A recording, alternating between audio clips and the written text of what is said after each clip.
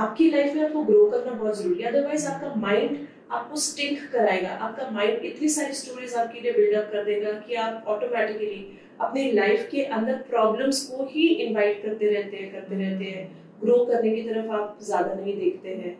So there are multiple things. देखिए, एक पुरुष प्रधान संस्कृति करके जब देश में हम देखते हैं तो हमेशा ब्रेड विनर्स जो होते हैं वो मेल ही देखा जाता है, और विमेन अभी अभी ग्रो हो रहे हैं, बट एक ब्रेड विनर करके, मतलब मेन हम ऐसा देखते हैं कि जिस फैमिली में जेंट्स नहीं कमा रहा है, लेडीज ही कमा रही है, ऐसे तो शायद ही हमारे गिने चुने उंगली पर नंबर्स होंगे कि ऐसा होता है, क्योंकि वो सोच हमारी वैसी डेवलप हुई है। तो जब हम विमेन को देखते हैं तो हम देखते हैं कि अरे इसकी बेटी, इसकी वाइफ, इसकी बहू, मतलब उसकी पर्सनल जो खुद की आइडेंटिटी है वो क्या है ना। तो वो जब वो खुद में देखती है और खुद को एक्सप्लोर करती है तो वो बहुत अच्छे से अपने फैमिली को अच्छी चीजें देख सकती है, जो अपने उसके अंदर है वो चीजें वो और अच्छे से। कितनी अच्छी बात। यस, बहुत अच्छी बात कही है एक्चुअली ज्योति आपने।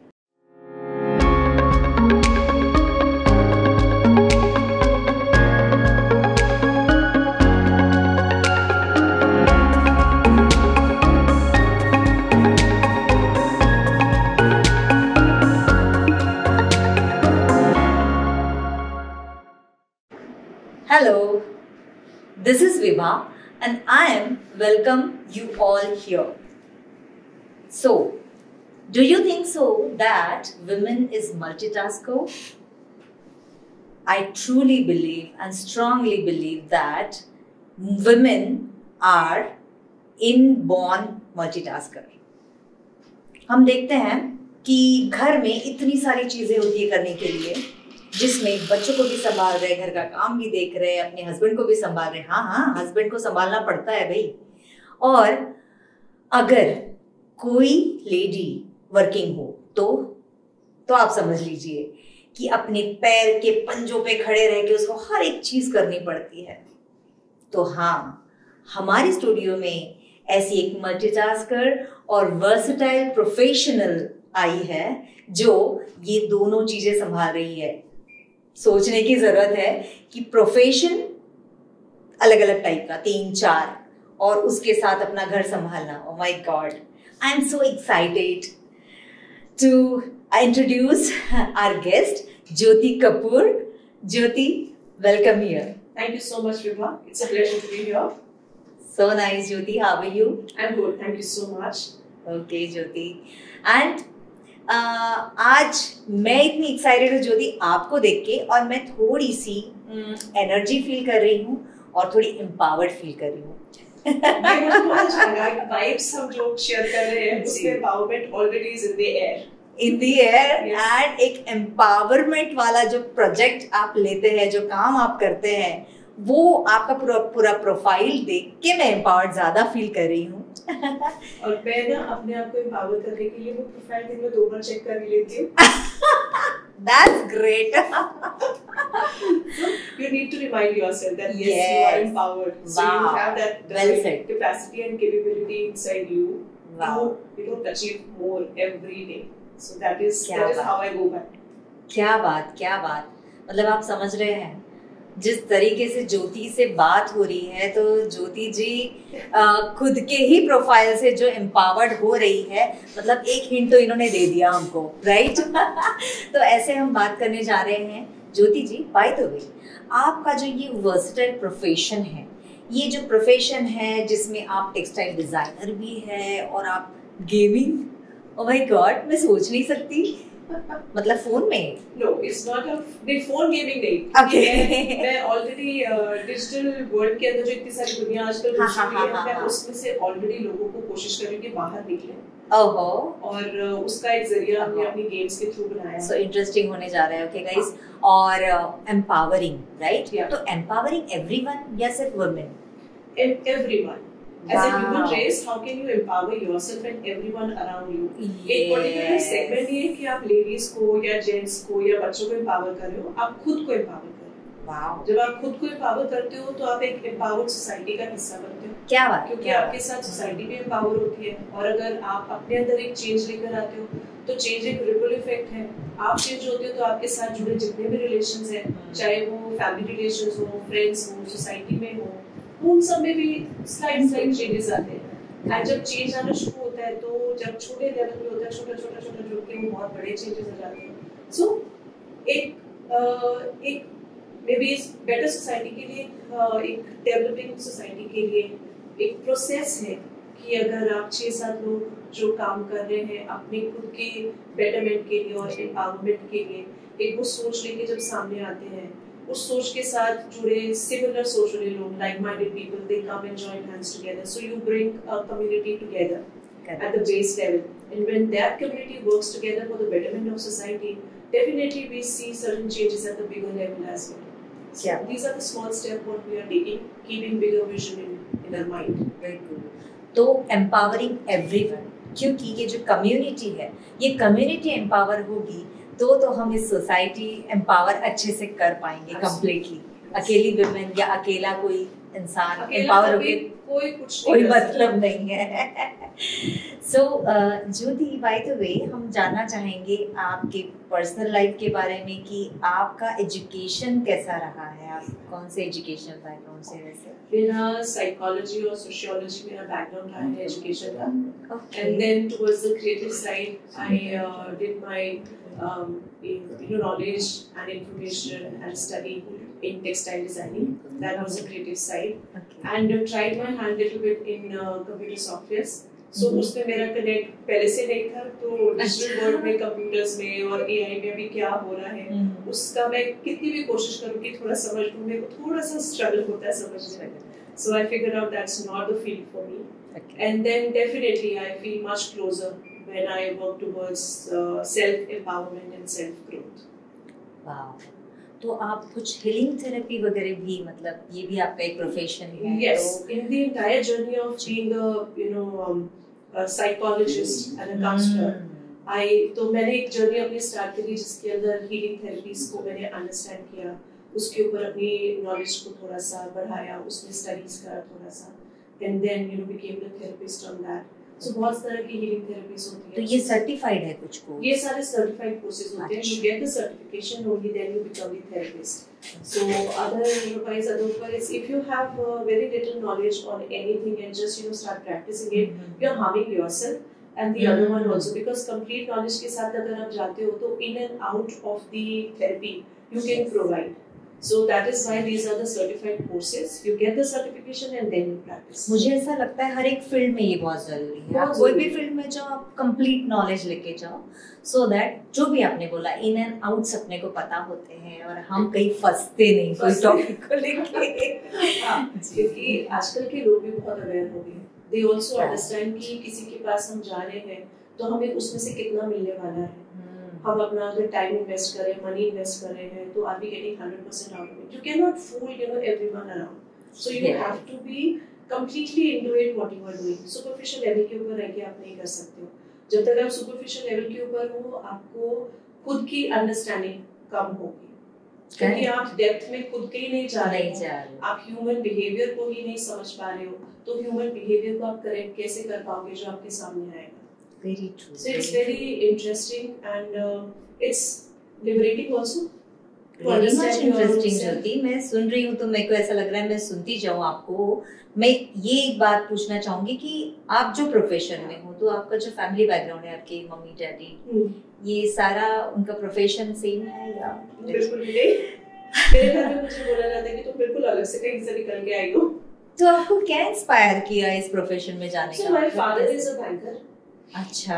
हमेशा से वो उस इंडस्ट्री में, उस फील्ड में रहे हैं. पैसा, फाइनेंसेस, नंबर्स, एंड हमेशा से मैं बहुत पुअर रही हूँ. अगर आप मुझे बोलोगे ना 18 into 32 कितना होता है, मुझे अभी भी कैलकुलेटर खोलना पड़ेगा. तो जरूर मॉम से कुछ कहीं से तो आया होगा.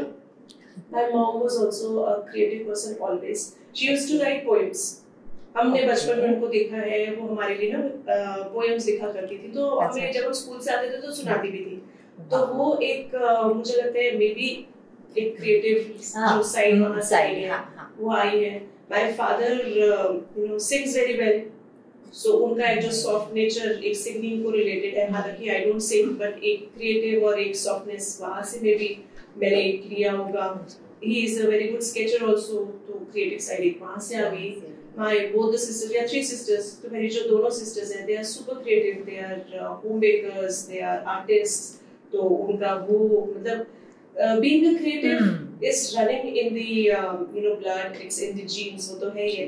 And when I came into the family which I am right now, is hardcore engineers, hardcore from the business background. So 2 drastic fields. So one little soft and creative, one completely engineering side and working towards the logic and everything. So ये 2 चीजों के बीच में I had to find कि मुझे क्या करना है. So in the process of me also growing, क्योंकि when you are at the age of 20, 22, 25 की एज में जब आप होते हो, हमारी एज की जनरेशन की जब मैं बात करती हूँ, तो हम तो खुद ही उस टाइम पे इतने बच्चे इतने नाइव होते, समझ नहीं आता कि आपको करना क्या है. अगर आपने ये स्टडीज कर लिया, पेरेंट्स ने बोल दिया आपने ये करना है, तो आपने ये कर लिया. आपको अपने इंटरेस्ट का नहीं पता भी होता था, तो आपने इतना करेज नहीं होता था कि आप बात करो या बता दो. तो जो उन्होंने बोला mostly when I talk about certain things, it's always a percentage. कुछ लोग एक्टिव होते थे बोलने के लिए, कुछ नहीं होते थे. तो मैं उसमें कैटेगरी में थी कि जो बोला या जो हमने बोला उन्होंने मान लिया और हमने कर दिया. So in that process, then I figured out कि मैंने क्या किया है और मेरा इंटरेस्ट जो ग्रेजुएशन में रहा है, क्या मैं उसको आगे परस्यू करूँ और उसके अंदर let me try doing something which can help me grow मेरा माइंडसेट. क्योंकि जब आप एक लाइफ में जीते हो और अपने पर वर्क नहीं करते हो, तो इट्स अ स्टैग्नेंट लाइफ. एक ठहराव आ जाता है, वहाँ पर लाइफ आपकी रुक जाती है और कोई सेम ही चीज कर रहे हो लाइक दैट. या मतलब आप कुछ कर ही नहीं रहे ना, आप ऑटोपायलट मोड में अपनी जिंदगी जी रहे हो. राइट. सुबह उठे, अपने घर को देखा, अपने आप को देखा, खाना बनाया, बच्चे भेजे, थोड़ा बहुत जो काम करना था वो किया, then it's the same routine again and again and again. तो कुछ न्यूनेस नहीं है, एक स्टैग्नेंसी है लाइफ के अंदर. और जब एक रुक जाती है ना जिंदगी कहीं पर, एक ठहराव उस तरह का नहीं रुक गए हैं, ठहराव ऐसे एक स्टॉप लग जाता है. तो वहां पर आप एक पानी भी देखते हो ना, जब उसमें एक जगह जमा हो जाता है, पानी स्टेगनेंट हो जाता है, तो उसके ऊपर एक काई आ जाती है, फंगस के ऊपर आ जाती है, तो स्टिंक करता है. तो आपकी लाइफ में आपको ग्रो करना बहुत जरूरी है, अदरवाइज आपका माइंड आपको स्टिंक कराएगा. आपका माइंड इतनी सारी स्टोरीज आपके लिए बिल्डअप कर देगा कि आप ऑटोमेटिकली अपनी लाइफ के अंदर प्रॉब्लम्स को ही इनवाइट करते रहते हैं. ग्रो करने की तरफ आप ज्यादा नहीं देखते हैं. So there are multiple things. So I decided to grow my life. I decided to evolve myself and do certain things. So that is why I tried so many things. और जिसमें मुझे लगा कि हाँ मेरा एक कनेक्ट बनता है सोल के साथ, तो उसमें मैंने अपने आप को थोड़ा और ग्रो किया. बट ये कब किया आपने, मतलब शादी से पहले या शादी के बाद? और आपकी शादी कब हुई? तो शादी के पहले तो हम जैसे हमारे पेरेंट्स ने हमको ऐसे ग्रो किया कि यू एंजॉय योर लाइफ, जो आपको चाहिए हम आपको प्रोवाइड करेंगे, आपको गाइड भी करेंगे. So it was free life. जैसे एक बच्चे की रहती है, एक लड़की की रहती है, लड़के की रहती है शादी के पहले की, मतलब आप अपनी जिंदगी जी रहे हो हंसी खुशी, क्योंकि आपको पता है आपके माँ बाप आपके पीछे है, आपको सपोर्ट कर रहे हैं. So it was that. And after marriage thankfully I married in such a family which was also very supportive. तो टचवुड मुझे कभी लाइफ में ऐसा प्रॉब्लम फेस करने को नहीं मिला कि मुझे किसी चीज के लिए मना किया हो. So I'm blessed in that ways and I thank God, my gratitude towards God कि मेरे को ऐसी जिंदगी आपने दी और ऐसी फैमिलीज आपने मुझे दी कि मुझे ग्रो करने की अपॉर्चुनिटीज मिलती है. So starting में obviously जिस mindset से मैं इस फैमिली में आई थी कि I have to be the part of the family, and coming from a nuclear family into a joint family was a big thing for me. Okay. तो joint family में आके रहना उसके अलग advantages हैं. कभी आपने experience नहीं किया होता तो आपको चीज अच्छी लगती है. आपको 10 लोग आपके आसपास हो, एक घर भरे पूरे परिवार में.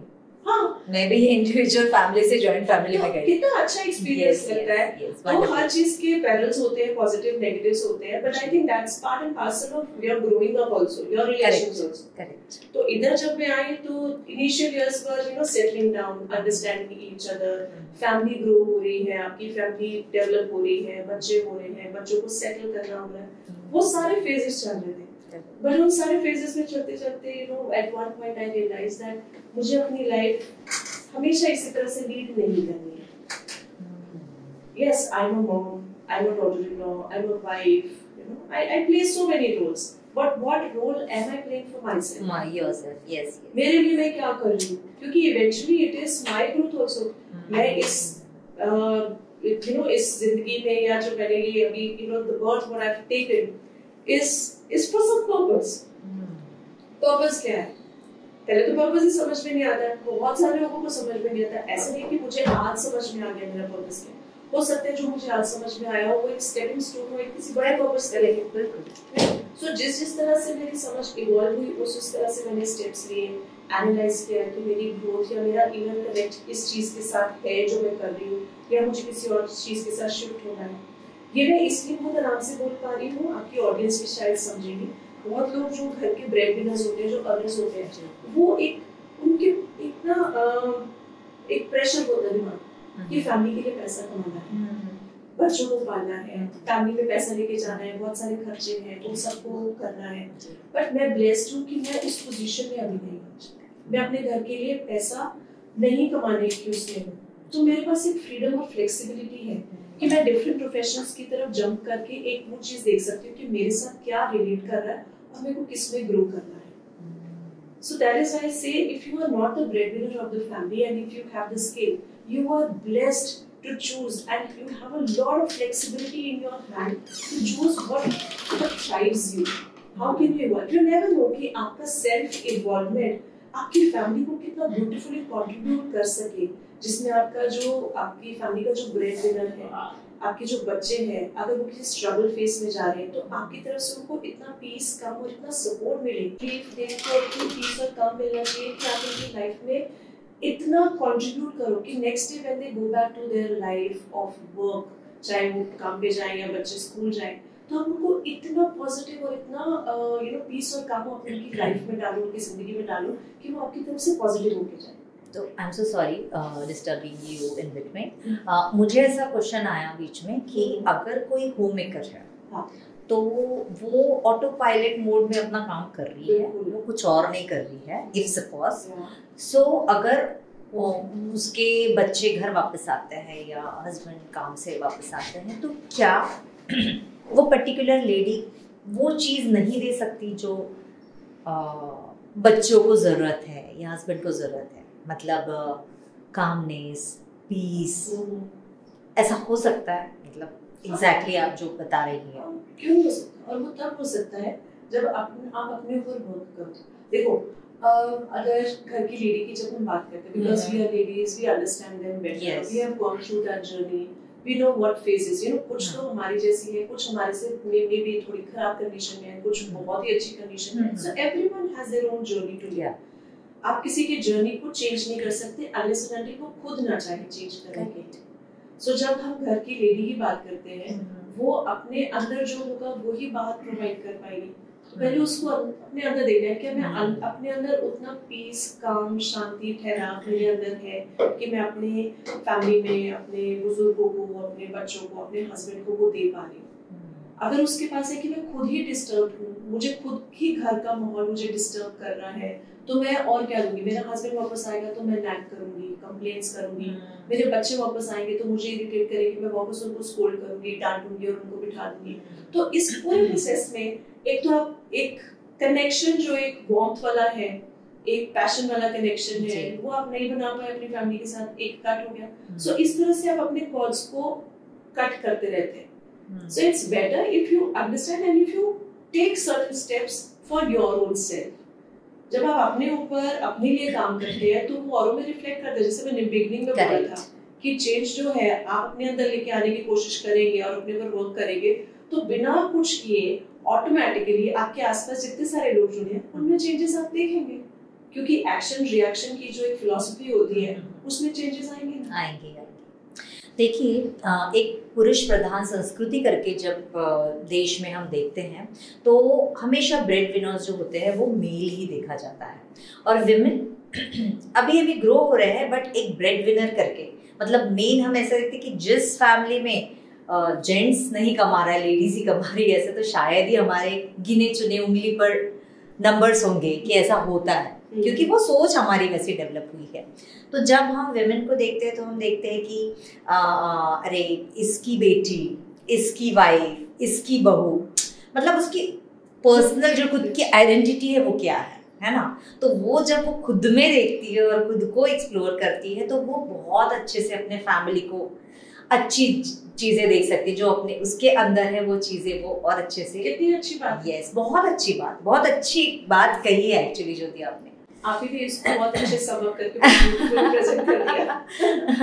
तो बिल्कुल ये बात को हम वुमेन की हमारी जिम्मेदारी है कि ये बात को हम जानें, क्योंकि जब हम बात करते हैं कि सोसाइटी की ग्रोथ की बात करते हैं, एम्पावरमेंट की जब बात करते हैं, तो एम्पावरिंग होगा कैसे? सिर्फ इसमें बहुत क्लियरली हमारी सोसाइटी में, इंडियन सोसाइटी में बेसिकली हमेशा से बताया गया है कि एक औरत ही घर बनाती है और एक औरत ही घर बिगाड़ती भी है। तो the lady, the women is the core substance of a family. उसका भी एक रीजन है। व्हेन यू गो बैक, आजकल की जनरेशन या लिबरेटेड जनरेशन जो बोलती है कि ये सब स्टुपिडिटी है, ऐसे नहीं होता है, इक्वल रहना चाहिए, इक्वल रहना चाहिए। मैं इसमें नहीं बोलती कि गलत है, आप रहिए इक्वल, बट एक तो बायोलॉजिकल डिफरेंसेस जो है वो तो उसको तो आपको रिस्पेक्ट करना ही पड़ेगा, ठीक है। सेकेंडली एक इमोशनल अंडरस्टैंडिंग का जो डिफरेंस है वो भी बहुत स्ट्रांग है। एक जो फीमेल है वो इमोशनली बहुत एक्टिव होती है, she is blessed with that, उसके अंदर वो इमोशनल क्वोशंट बहुत हाई होता है। बट जो मेल्स हैं उनके अंदर इमोशनल क्वोशंट हाई नहीं होता है, they are born with that, वो उस तरह से हुए हैं। बहुत कम परसेंटेज आपको लोगों की मिलेगी जहां पर men are emotionally very active, कम परसेंटेज है। बट हम बार बार लेडीज ब्लेम करते हैं कि वो मेरी इमोशंस नहीं समझ सकती, वो नहीं समझ पाएंगे, आपको बताना पड़ेगा, दे आर लाइक दैट। सो इस पूरे प्रोसेस के अंदर जब हम अपने आप को लेडीज डीप इन कर देती हैं कि मैं नहीं बात करूंगी, माय हस्बैंड और my counterpart is not understanding you know my emotions and like this, it's not his fault, you have to understand. थोड़ा ग्रो करिए। आप कैसे ग्रो और इवॉल्व करेंगे? जब आप इन चीजों को समझने के लिए सामने आएंगे, तो जब अंडरस्टैंड करेंगे कि बायोलॉजिकल डिफरेंसेस भी होते हैं, इमोशनल क्वोशंट डिफरेंसेस भी होते हैं, तब जब आप चीजों को ये समझ पाएंगे, तब आप इक्वल वेवलेंथ के ऊपर अपने हस्बैंड से बात कर पाएंगे, अपने बच्चों के साथ आप बात कर पाएंगे, एक्सप्रेस कर पाएंगे। सो इस पूरे के पूरे प्रोसेस में बहुत जरूरी है, पहले तो आप एक्सप्रेशन कैसे करना है उसको सीखिए, उसको समझिए। पहले समझना बहुत जरूरी है। समझने के लिए क्या करना पड़ेगा? समझेंगे तो सॉल्यूशन निकलेगा ना। Exactly. समझने के लिए वापस अपने ऊपर काम करना पड़ेगा। तो अल्टीमेटली अपने ऊपर वर्क करना बहुत जरूरी है। वेरी ट्रू ज्योति। सो आपने जो ये जो गेमिंग आपने है ना शुरू किया है, तो आपने जैसे बोला कि ऑनलाइन नहीं है गेम, है ना, तो ये जो गेम होता है क्या हमको एम्पावर करने के लिए कैसा काम करता है? अगर आप इसके बारे में कुछ बताएं। गेम्स की जब मैं बात करती हूँ, ये हमारे जो मेरे सेशंस वगैरह रहते हैं, जो मेरी कंपनी है, पार्टनरशिप में है मेरी फ्रेंड के साथ, तो हमने ये गेम्स बनाए थे हमारे सेशंस और वर्कशॉप्स के। इनफिनिट स्पेस कंपनी का नाम है, ये एम्पावरिंग कंपनी है। इसके अंदर एक सेगमेंट गेम्स का है और एक सेगमेंट एम्पावरमेंट का है। ओके, सो गेम्स के अंदर कार्ड गेम्स हैं जो कि वोकैबुलरी के ऊपर वर्क करती है, इंट्रापर्सनल स्किल्स, क्रिएटिव स्किल्स और कॉग्निटिव स्किल्स के ऊपर वर्क करती है, इमेजिनरी और मेमोरी स्किल्स के ऊपर वर्क करती है गेम्स। और जो एम्पावरमेंट सेगमेंट है उसके अंदर स्टैंड अलोन सेशंस हैं, ट्रांसफॉर्मेशन सेशंस, एम्पावरमेंट जर्नीज के सेशंस हैं, वर्कशॉप्स हैं, सो स्टैंड अलोन सेशंस हैं, टॉक्स हैं। सो ये पूरी होलिस्टिक डेवलपमेंट करती है अंडर इनफिनिट स्पेस। और जो गेम्स है, लाइक आई मेंशन कि कार्ड गेम्स है, तो ये गेम्स हमारी एक तो वोकैबुलरी स्ट्रेंथन करने के लिए वर्क करता है, because English is a universal language. आप स्पेशली हमारे इंडिया में बहुत चलती है, क्योंकि इंडिया में बहुत सारी लैंग्वेजेस हैं, तो लैंग्वेज बैरियर नहीं आए तो इंडिया में थ्रू आउट आपको, अगर आप दूसरे इंग्लिश स्टेट में जा रहे हो तो इंग्लिश इज अ लैंग्वेज। सो मुझे लगता है कि एक मस्ट हो जाता है, आप अपनी मदर टंग तो सीखिए, बट एक यूनिवर्सल लैंग्वेज कन्वर्सेशन के लिए इजी हो जाता है, तो उसके ऊपर बेस्ड 2 गेम्स हैं।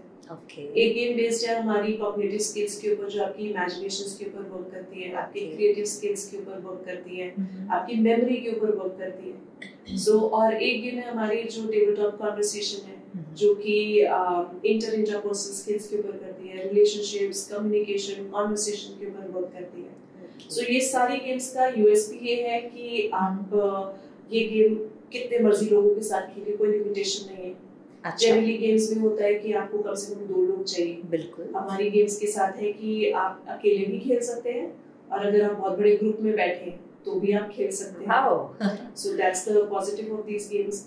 एंड सेकेंडली इसके अंदर ये भी चॉइस है कि हमने जो भी आपको मीडियम्स बताए हैं खेलने के लिए, मेथड्स बताए, आप वैसे भी खेल सकते हैं। और हम चाहते हैं कि जो बायर्स है गेम्स के, वो अपनी क्रिएटिविटी को इतना ऊपर रीच करें कि उस गेम्स में से अपने खुद के वर्जन्स में निकालें। इतनी फ्लेक्सिबिलिटी है। So that is why these are the empowered games. They work on your own self, and if you are willing to work on your own self, तो आप अपने क्रिएटिव स्किल्स के ऊपर भी, जूसेस के ऊपर वर्क कर सकते हैं और जर्न कर सकते हैं अपने जूसेस को। एक गेम आपके हाथ में आई है, कैसे आप उसको क्रिएटिवली चार और तरीके से खेल सकते हो, आप अपने तरीके निकालो।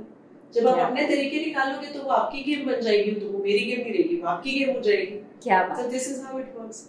And empowering sessions and workshops, these are the transformation journeys. Self growth के लिए, self evolvement के लिए।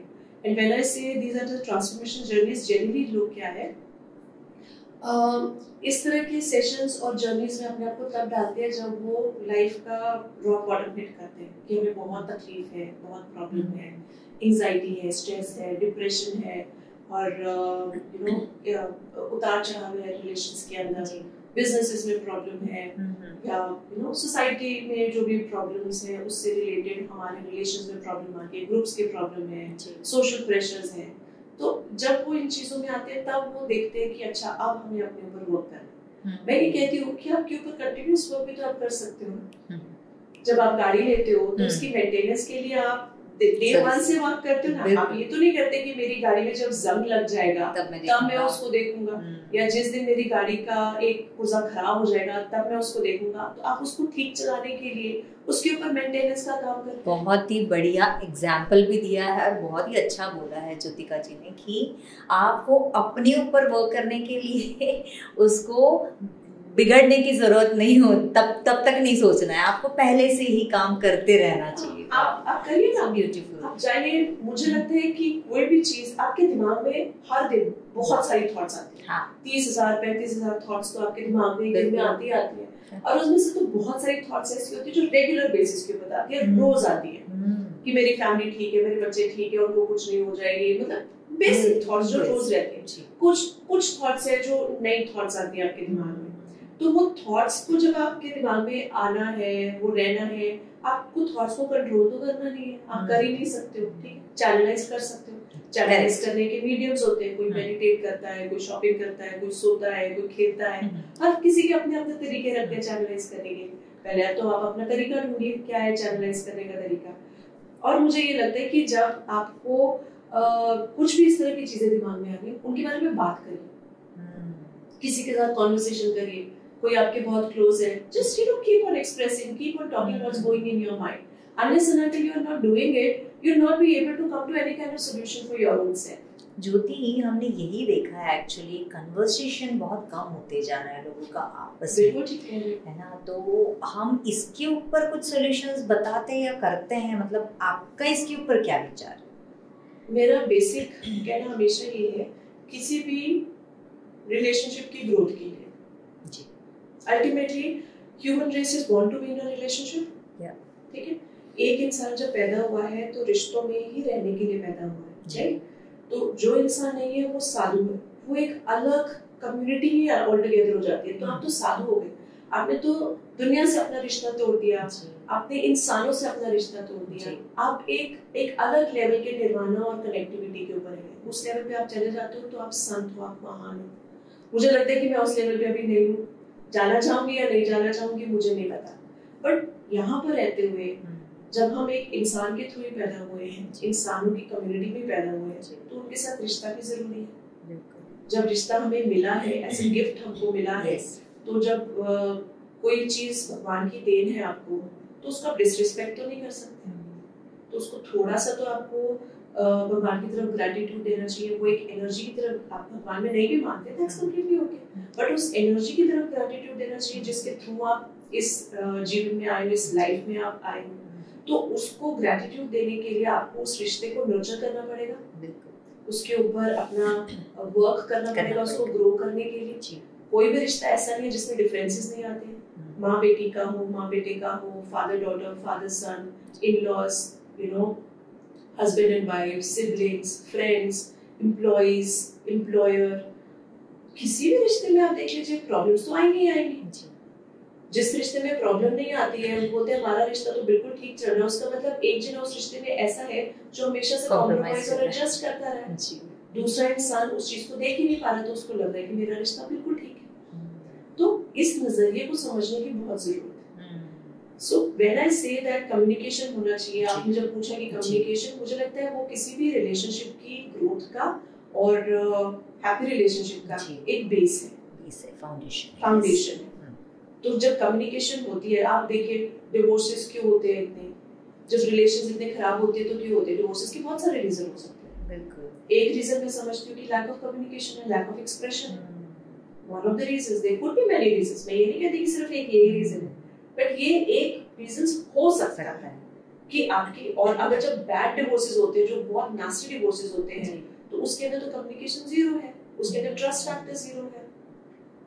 बट जिसके अंदर कम्युनिकेशन अच्छा है पर स्टिल डिवोर्स हो रहा है, वो डिवोर्सेस हैप्पी डिवोर्सेस हैं। स्टिल पार्ट होने के बाद भी वो दोनों लोग एक दूसरे के दोस्त हैं, और हमारे पास बहुत सारे एग्जांपल्स हैं। जी बिल्कुल। सो इट ऑल डिपेंड्स कि आपका कन्वर्सेशन उस रिश्ते के अंदर कैसा है, आपकी इंटेंशन उस रिलेशन को ग्रो करने की क्या है, कितना उस रिश्ते को मेंटेनेंस के लिए टाइम दे रहे हो, कितना उसको नर्चर कर रहे हो। It all depends on, it's like a plant. आपने बीज बोया है तो आपने उसको हर चीज प्रोवाइड करनी है उसको ग्रो करने के लिए। तो आप वो प्रोवाइड कर रहे हो या नहीं कर रहे हो, ये क्वेश्चन आपका खुद का आंसर करने के लिए, कोई और नहीं आंसर कर सकता जी। So conversation, communication is the base, foundation, the core of any relationship to grow. Okay.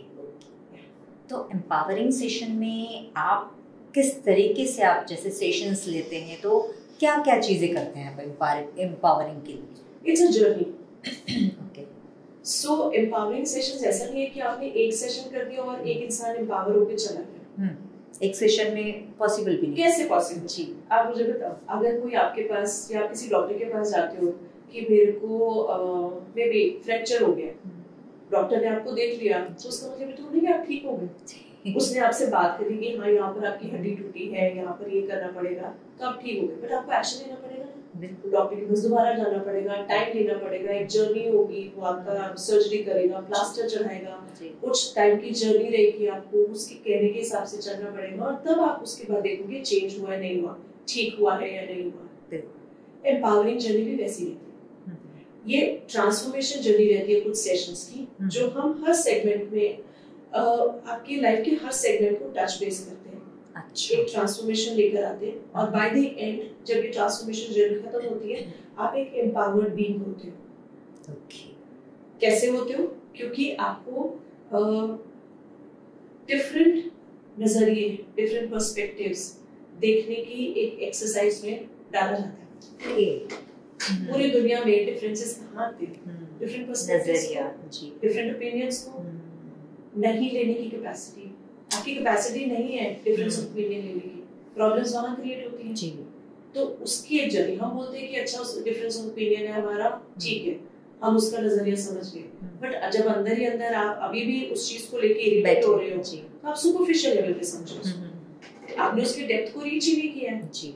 तो ये जो ट्रांसफॉर्मेशन जर्नी है, हम उस तक कैसे रीच करना है, उस इमोशन तक, और वहां पर कैसे शिफ्ट्स लेकर आने हैं, तो हम उसके ऊपर वर्क करते हैं। और जब पूरी ट्रांसफॉर्मेशन जर्नी की बात करती हूँ मैं, तो हम लाइफ के हर सेगमेंट को टच बेस करते हैं। ऐसा नहीं है आपकी लाइफ में बहुत सारी चीजें अच्छी हो रही है लेकिन एक चीज खराब हो रही है, तो आपकी माइंड की सबसे ज्यादा स्पेस वो खराब चीज नहीं जी। एक कंसेप्ट होता है मिसिंग टाइल का। एक स्विमिंग पूल में सब टाइल्स लगी हुई हैं, सिर्फ एक टाइल अगर कॉर्नर की मिसिंग है, तो जो भी स्विमिंग पूल में जाएगा वो कहेगा यार वहां पर एक टाइल मिसिंग है, क्यों नहीं लगाई? हजारों टाइल्स लगी हुई है, उसको वो नहीं दिखेगी, बट वो जो मिसिंग टाइल है वो बार बार उसी के बारे में बात करेगा कि वो टाइल वहां पर क्यों लगाई है, कोई पर्पस है छोड़ने का, क्यों नहीं लगाई है, मैनेजमेंट को बोलो वहां पर टाइल लगाएगा। सेम कंसेप्ट, जो आपके जिंदगी में इतनी अच्छी चीजें हो रही है वो बैक सीट ले लेती है अगर एक प्रॉब्लम आपके सामने फेस होती है, आपका फोकस प्रॉब्लम की तरफ जाता है। So, जब आपका प्रॉब्लम, भले एक प्रॉब्लम, लोगों को लगता है कि नहीं वो प्रॉब्लम छोटी सी अच्छी है, अच्छी बात है, छोटी सी प्रॉब्लम है आप सॉल्व कर लेते हैं, बहुत अच्छी बात है, बट वो प्रॉब्लम अगर रिकरेंट हो रही है तो एक लूप में वो प्रॉब्लम बन चुकी है, तो आपको उस लूप को ब्रेक करने के लिए कहीं ना कहीं तो जाना पड़ेगा, कहीं ना कहीं तो वर्क करना पड़ेगा, बिकॉज उसका इम्पैक्ट आपकी लाइफ की बाकी सारी चीजों में रिफ्लेक्ट होता है, right? So we take one segment, work on that, and simultaneously बाकी सेगमेंट्स जो आपके लाइफ के हैं वो ऑटोमेटिकली धीरे धीरे ठीक रिफ्लेक्शन में जाना शुरू हो जाते हैं. Okay. So that is what the transformation journey is. It's not like कि मैंने आपको दवाई दी और आपको बोला आप 10 दिन की दवाई खाओ और ठीक हो जाए. It's the will of the client also. तो ऐसे डेली उनकी प्रैक्टिसेस आप बताते हैं उनको कि आपको करना है सेशंस के अंदर थेरेपीज होती है. नहीं, not only limited up two sessions, I am talking about कि आप घर में कुछ उनको देते हैं एक्सरसाइजेस होती है. क्योंकि जब तक out of sight out of mind हो जाता है. तो जब आप किसी के साथ वर्क करते हो तो एक जर्नी को आप उनके साथ लिव करते हो जी. और जर्नी को जब आप उनके साथ उस जर्नी को उनको सपोर्ट करते हो आप इतने टाइम के लिए तो उनको बैक एंड एक्सरसाइजेस देते हो करने के लिए सो दैट वो उस कनेक्ट में रहे. आपने आए सेशन लिया घर चले गए वो सब जो हमने किया सेशन में आप भूल गए. नेक्स्ट सेशन में आए तो आप उसी स्टेज पे शुरू करोगे तो बीच का जो गैप है आपने उसमें अपने ऊपर वर्क नहीं किया तो नेक्स्ट सेशन आप बोलोगे मुझे फर्क नहीं पड़ा. तो वो जो बीच का जो टाइम है 3 दिन 4 दिन 5 दिन 2 दिन जितना भी टाइम है उसमें आपको वर्क करने के लिए कुछ एक्सरसाइज दी जाती है तो आप उनके ऊपर अपना वर्क करते हो जी. एंड आई से वेरी क्लियरली कि ट्रांसफॉर्मेशन जर्नी आप तभी अपने लिए चूज करिए जब आपके अंदर इनर विल है चेंज करने के लिए. नहीं तो आप अपने भी हफ्ता 10 दिन 20 दिन 1 महीना खराब करेंगे अपना पैसा खराब करेंगे और मेरा भी कमिटमेंट टाइम जो आपके साथ है वो भी वेस्ट हो जाएगा. So only if you are willing to work on yourself, come on the transformation journey, be empowered. And जरूरी नहीं है इसमें वही लोग आए जो कि बहुत स्ट्रेस्ड है, एंजाइटी में है या प्रेशर में है या किसी की लाइफ का एक सेगमेंट खराब हो रहा है. You can also come and see. अगर आपकी लाइफ में कहीं एक रुकावट है, एक आप ठहर गए हैं, आपको समझ में नहीं आ रहा कि आगे क्या करना है, but still you are ठीक है कि जैसे चल रहा है वैसे चल रहा है. मुझे लगता है वो भी एक स्टेज है कि आप अपने ऊपर वर्क करें. समझे तो सही क्या? करेक्ट. मैं हमेशा बोलती हूँ कि ईसीजी की लाइन जब ऊपर नीचे हो रही है मतलब आप जी रहे हो. जब वो लाइन एकदम ऐसे स्टेगनेट है कि प्लेन है मतलब यू आर डेड, आप कुछ नहीं कर रहे. तो आपकी लाइफ में उतार चढ़ाव आ रहे मतलब आपकी लाइफ आपको एक्सपीरियंसेस दे रही है, आपकी लर्निंग्स बढ़ रही है. सो आपकी जो लाइफ का पूरा ग्राफ ऊपर नीचे होता है तो ये ऐसे ऊपर जाके ऊपर नीचे हो रहा है. अगर आप इस लेवल पे चलना शुरू करे हो तो आप आज देखोगे आप इस लेवल पे हो तो ये उतार चढ़ाव आपको इस लेवल पे लेकर आया ना. जब आप उतार चढ़ाव से डर के एक बार बैठ जाओगे तो लाइफ ऐसे खत्म है तो हमने अपनी लाइफ वेस्ट कर दी है. So might as well do something. You are here, do something which can contribute for your own growth. Yes Jyoti, very beautiful. आपने इतने सुंदरता से उसको एक्सप्लेन किया है ना चीज़ों को. एक्चुअली मैं आपके साथ बात कर रही हूँ तो मुझे ये भी समझ में आ रहा है कि ज्योति ये सारी चीज़ें ये लैक्यूना है लाइफ में, ये प्रॉब्लम्स हैं लाइफ में.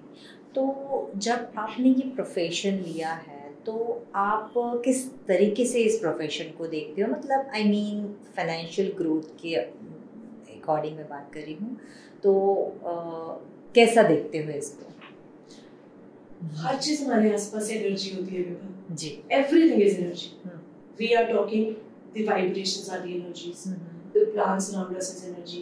This is energy. Everything is contributing to us. ठीक है. तो जब तक आपके इसमें एनर्जी का कंट्रीब्यूशन नहीं होगा, आपके अंदर से जो भी चीज निकल रही है आप उसको रिस्पेक्ट नहीं कर रहे जी. Money is a kind of energy. Right? So when I am doing my sessions and I am taking money because I am providing my energy, in return I want some kind of energy. So that for me that energy is money. If you consider these things from that aspect, you are working, you are respecting and acknowledging your own self.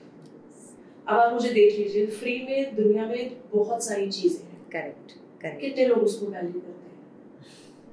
इतने बड़े बड़े हमारे यहाँ पर yogis हैं, इतने बड़े बड़े नाम है हमारे यहाँ पे जो आपको लाइफ कैसे लीड करनी है, हेल्थ के ऊपर कैसे ध्यान रखना है, सब प्रोवाइड करते हैं. ये बात पे तो मैं बिलीव भी करती हूँ, मैंने एक्सपीरियंस भी किया है ये चीज कि फ्री की जो बोलते हैं ना वैल्यू नहीं होती है. एकदम सही बोला है आपने. नहीं होती जी. बिकॉज आपको हमेशा लगता है, देखो again everything comes back to the human psychology.